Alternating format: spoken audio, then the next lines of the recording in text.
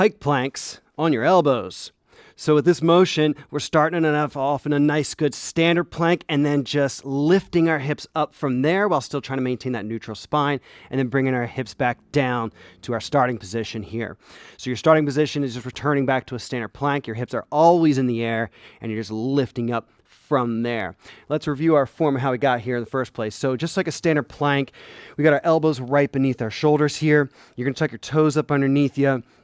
You can do this on your knees as well. You're just going to kind of do a little bit more of like a shift as you lift your hips up into the air there, but we're still maintaining a neutral spine as well.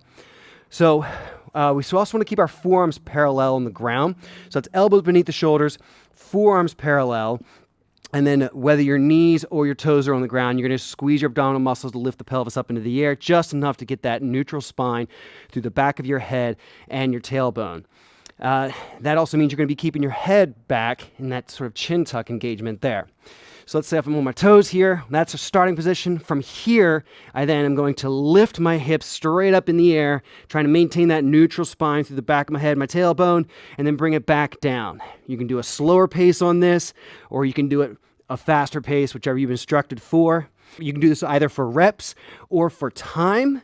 Just make sure you're still keeping that pressure, that engagement through the shoulders. The shoulders are kind of protracting forward toward the ground while not closing off the space.